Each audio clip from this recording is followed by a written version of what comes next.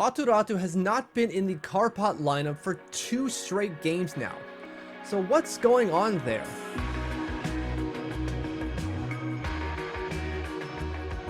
Hit that subscribe button, don't miss a video. Also go to Twitter, follow @TLOMitch.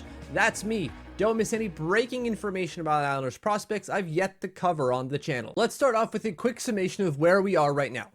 We know that Aatu Raty has returned to Finland to play out the year that's left on his contract with Karpat. After that's done, he's going to join the Islanders, whether that's the NHL squad or more likely the AHL squad.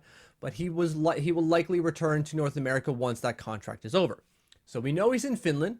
He returned to the team, played 1 game, played 11.5 minutes in that game, but since then has not been in the lineup. And so the question is, what's going on? And what do we know so far about the situation? And of course, there's 2 sides to every story. So before doing this video, I wanted to get both sides. I wanted to understand what was happening from a player's perspective and from the coach's perspective. So I got a source on both sides here. As far as the player's perspective, there's no real reason as to why he's not in the lineup. We know he's not injured. We know he's not ill. And we know it's not a quarantine situation either. Again, he played a game already. So this is not a quarantine from coming from North America over back to Finland. That's not the case.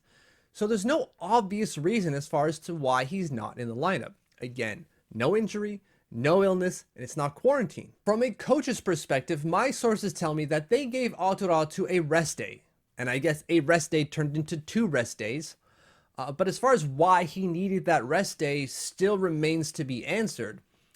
While, yeah, I can understand that a NHL training camp can be pretty grueling, and they probably put him through the paces to see where he was fitness-wise and so on and so forth, and that he traveled, and traveled might sound more relaxing than an actual camp, but there's always the stress involved of like getting to the airport, so on and so forth. And I can only imagine what traveling internationally now is with all these COVID restrictions added on top of that. So I could only imagine the stress involved with traveling. It's not as easygoing as it may seem. But still, he had that time to rest to play and play those 11.5 minutes. And he looked pretty decent in those 11.5 minutes. So I'm not really sure as to why he needed a rest day. Now, I, much like you, are probably taking that with a grain of salt, saying like, okay, well, I don't really see why he needed a rest day, but cool if that's what you're saying. But we'll see how this evolves from here.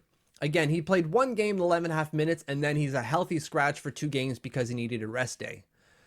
I don't understand what they're doing exactly. And I'm sure the New York Islanders are in communication with them to say, like, can you please play our asset? We sent him on loan back to you for a reason. Obviously, they couldn't keep him unless he was going to be playing at the NHL level, which was not a possibility.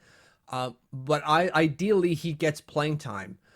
They might work out some sort of other loan from Karpat themselves. I imagine is maybe going to the U20 level. I can't imagine he goes to another team, although that is possible. But as it stands now, things are at a weird kind of crossroads where they're not playing a player that's on loan to them, and we're not really sure why. Thank you for watching. Thank you for following. If you haven't subscribed yet, please do so. And if you have, thank you, thank you, thank you.